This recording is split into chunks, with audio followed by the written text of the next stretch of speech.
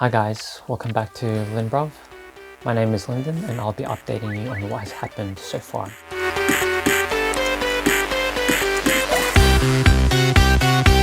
So basically, I haven't been uploading videos since September last year, and there's a big reason for that.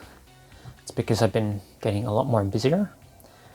I ended up getting a full-time job during late October, and that job entails software development and customer support and service. And there's a lot for me to learn because I'm working on things that I haven't worked on before. So, and I'm learning and I'm getting through whatever I have to learn for it. But yeah, it takes some time. Also, during December last year, I ended up graduating. So I was supposed to graduate a year prior, so 2018. But the reason why I didn't graduate then was because I was supposed to complete the 12 weeks experience aspect of my degree, which my degree is, I did a double degree of robotics and mechatronics and computer science. And so I was working and I was gaining some work experience back then, but I didn't sign off the papers that I was supposed to sign off for the 12 weeks work experience. And I missed certain deadlines, and that's why the graduation got pushed back until December of 2019. So I finally graduated, and during December as well, I also ended up starting a new company with a friend of mine from uni, and we were planning to have this company as an agency that develops software, websites, software, and electronics, and prototyping for clients. But we're still in the process of, setting up the business and building that business because of what has happened these last couple of months with the COVID-19. Business is fairly slow. So, but anyways, we're doing fine at the moment. Our situation here is okay. We have enough food for the quarantine period, and essentially we've been stocking up some food just in case if the situation gets worse. It's only me and my brother at home at the moment because my parents, they're pretty much stuck in the Philippines because of the lockdown in the Luzon province. And I think that lockdown got extended until sometime in May. But the thing is, the good news is that they've been going back and forth with their agent, and their agent has been contacting a lot of people and authorities and all that. They said that they finally have an itinerary. The thing is, my mom hasn't told me the specific dates yet because they said that they wanted to make sure that the flights are, they wanted to make sure that it's legitimate and if they're actually going out on those days. So essentially when they come back, they're going to be forced to go into quarantine in one of the hotels, and either if their flights go to Melbourne, they might get quarantined in hotels nearby in the Melbourne airport, or if they were to go to Sydney, they might be quarantined in those hotels there for 2 weeks before they can come back here and stay with us. Anyways, I want to also talk about the coronavirus and the information about the coronavirus. People are talking about the coronavirus and it's like all over the news, and I'm pretty sure you guys know all the information about how to keep safe and what the best practices are, the best practices of washing your hands, the best practices of coughing into your elbow, or covering your face when you sneeze and cough, and being 1.5 meters away from people around you, social distancing, and all those things, right? Now, there's already a ton of resources that talk about that, so I don't want to really go over that so much. But what I want to actually go over today is the fact that no one is really talking about the effects that the coronavirus is having on the economy. Like, there is people talking about those effects, but I want to sort of delve in more into that because I think that's the important thing that people are overlooking. A lot of people are focusing on the short term in terms of what is happening now. After this crisis has passed, what are the implications of the crisis, right? what are the effects? What are the side effects, right? Now, a lot of people during this crisis are losing their jobs. A lot of businesses are closing down, and a lot of people are defaulting on their mortgages and the money that they borrowed. A lot of people are struggling in these hard times, right? And the thing is, the government is bailing out people, companies, businesses. They're trying to bail out the banks. They're creating stimulus packages, right? But there's a big problem, because so people are losing their jobs. They can't pay back their mortgages, or they can't pay rent because they don't have income to pay for all these things. But Scott Morrison did put a freeze on rents, so people don't have to pay rents for a certain period of time, and that sort of alleviates some of the pressure. People that have borrowed some money, they don't have to pay back a portion of that for a certain period of time, so that there's less pressure on them as well. Now, this can only go for a certain period of time, and it can't go on indefinitely. And the more and more people can't pay their bills, the more and more there's going to be pressure on businesses, and businesses that were thriving will close down. They will never open up again because of the startup costs that they spent and invested to start that business. There's a big overhead in that. So because there's a big overhead in starting a business, once they close, it's not going to be easy for them to open up. And once they close, the people that had jobs with that company lose their jobs as well. And they're saying that, so we're already going through a financial crisis, and it's already worse than the 2008 crisis. And what they're saying is this crisis that we're going through is even worse, or is going to be worse than the Great Depression, right? And let's just go back into, back in time and through history, and let's discuss on what had happened during the Great Depression, right? During the Great Depression, it lasted around 10 years, right? And people found it difficult to survive because they were fighting hard not to thrive, but to survive, right? They're fighting hard just to get food on the table. And it was because at that point, no one really had jobs. Like, a lot of people were working on farms, and most people were farmers, and hardly anyone had a business or was an employee. And they did survive, right? But they mainly survived because they had backyard gardens and they planted their own foods, right? The thing is, if we go through the same scenario, right, it's going to be a lot harder for us, because a lot of people, they don't even grow food in their backyards. They rely on the supply chain, right? And the problem with being solely dependent on the supply chain is that if the supply chain is disrupted, right, then where are we going to get our food, right? And a lot of naysayers say, oh, we're in a wealthy country and there's plenty of food around, right? There's plenty of supplies for every one of us. That is true. There's plenty of food here in Australia, and there's plenty of food in first world countries, right? But the amount of food is not the problem, right? It's getting the food from the actual farm to the end point, which is the person and their table, right?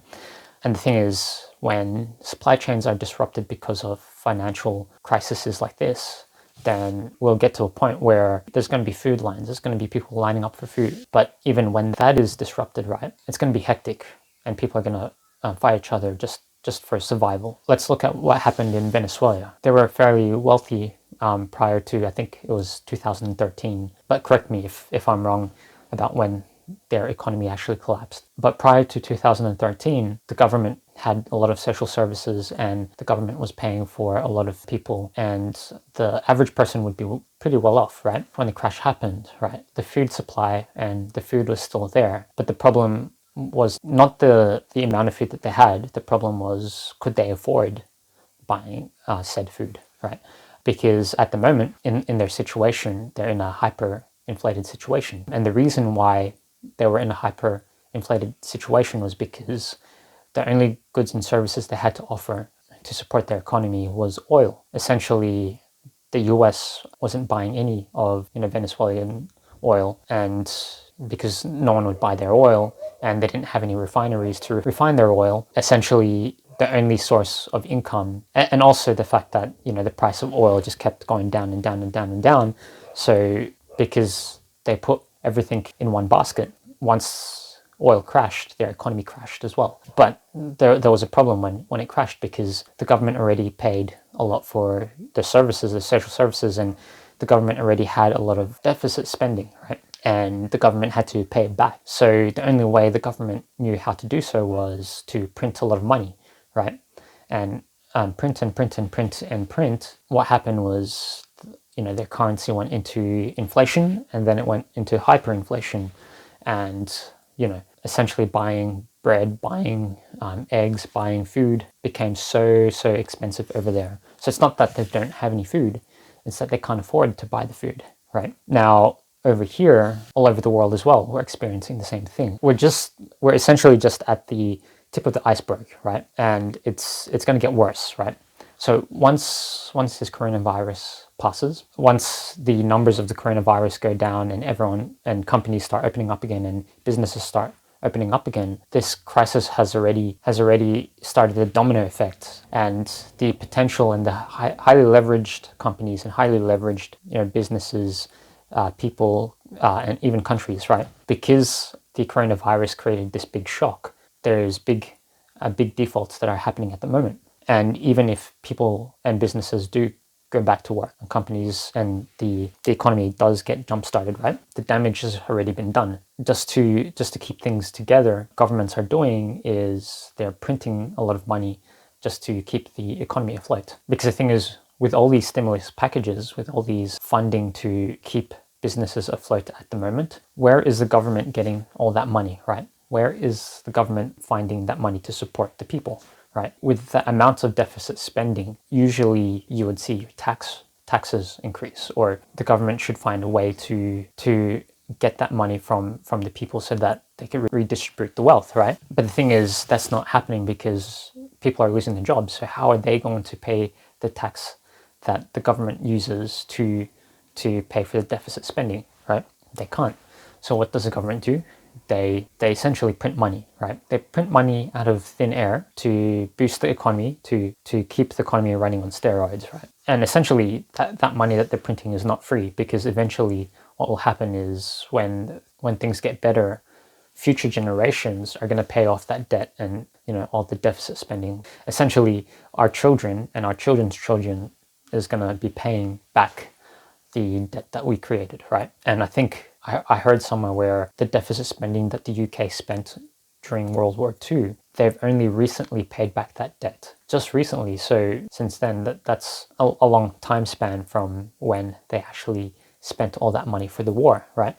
So imagine how long it's going to take us to pay back all that debt, right? Now, in the meantime, because governments are printing and printing and printing, we might not see hyperinflation hit, or inflation, until, say, a year, 2 years, 3 years. But the thing is, by the time we get to that point, right, it's going to be too late, right? And we're going to have a situation like what Venezuela is having, where we're going to struggle to buy our daily needs and our daily necessities, right? What I want to bring our attention to is, how are we going to survive during this next crisis, right? The coronavirus, just imagine the coronavirus was a big explosion, right? And the economic downfall and the collapse is basically the fallout.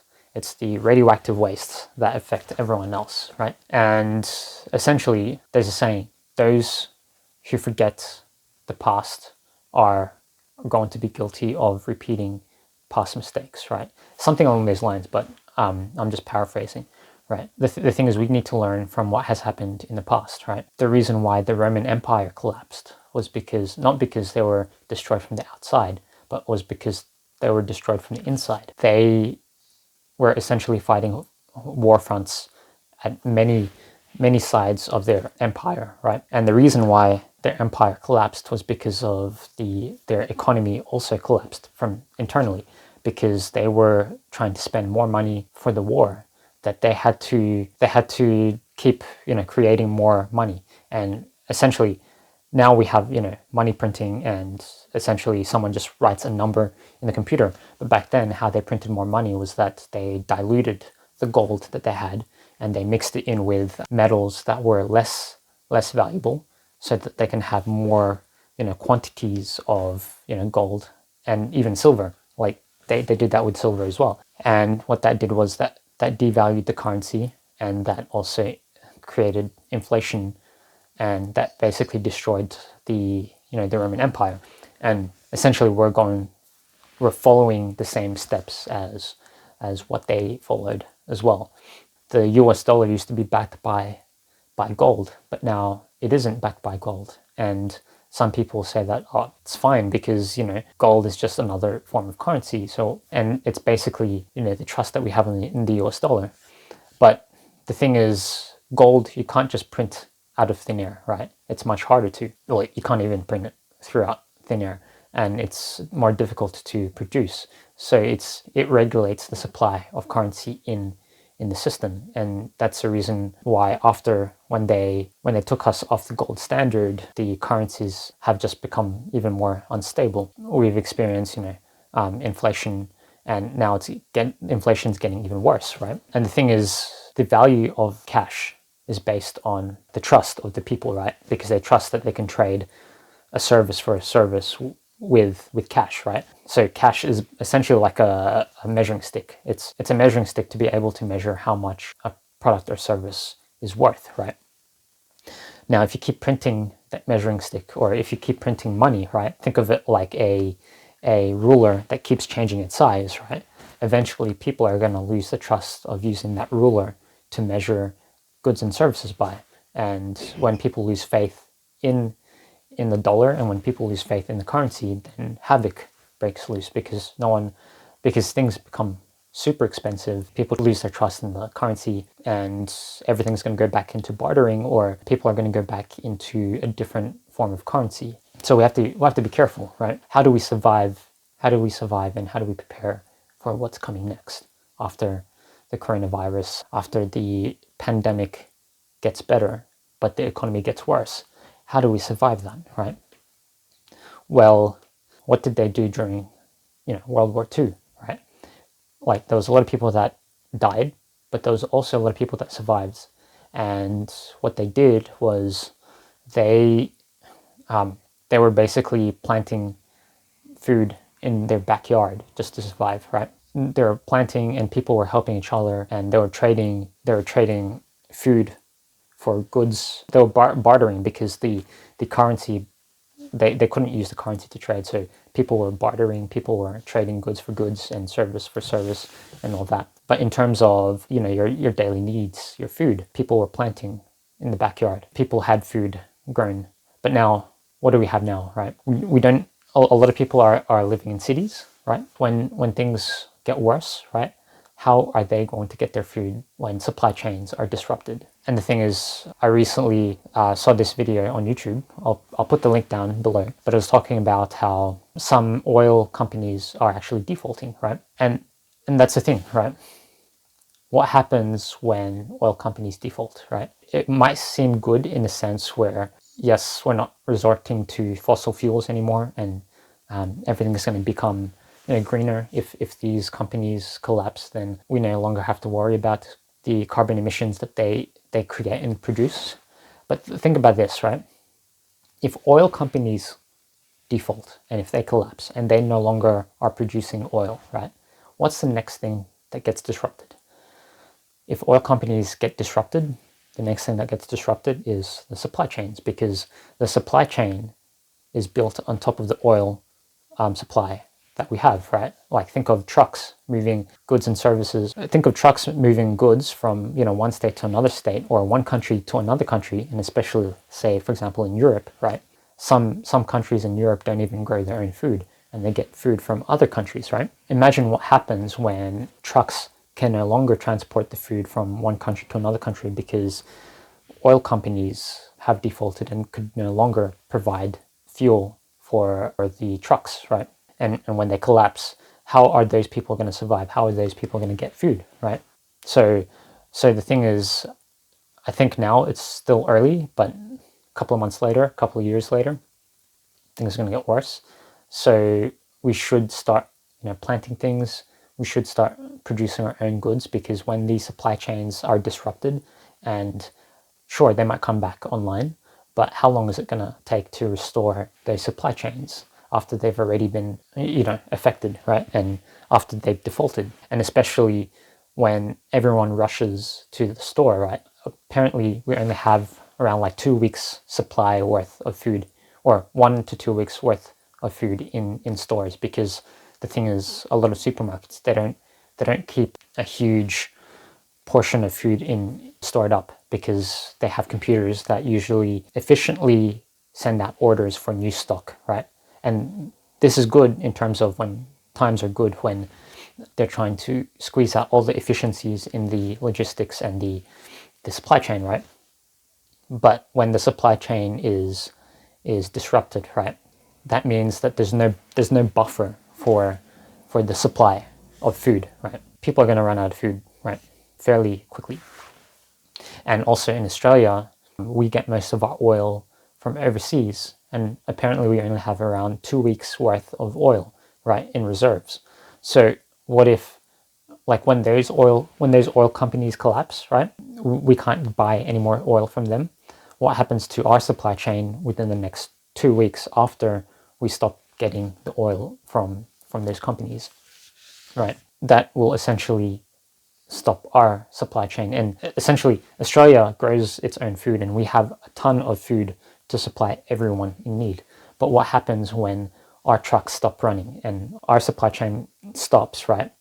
No matter how much food we have, we're not going to be able to feed the people out there, because we don't have any oil. And a lot of businesses, essentially, for businesses to run, they need energy, right? And a big portion of that energy comes from oil consumption. So no oil, no energy, no products and services, and total collapse.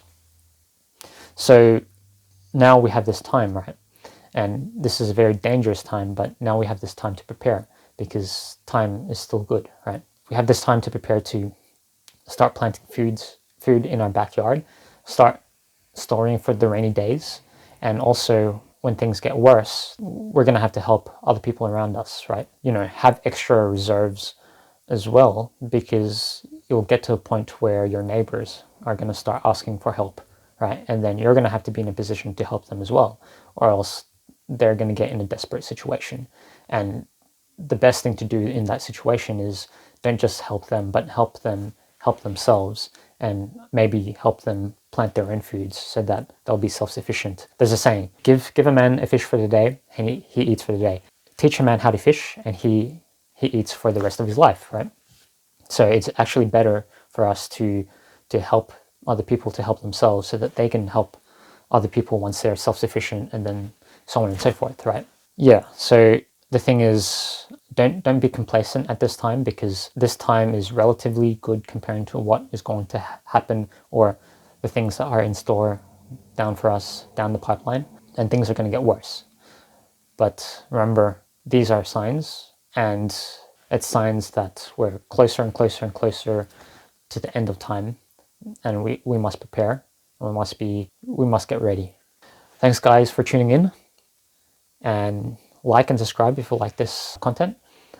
And if you have any ideas and suggestions for the people out there about COVID-19, and how to prepare for this crisis that we're in, and the financial crisis that's unfolding.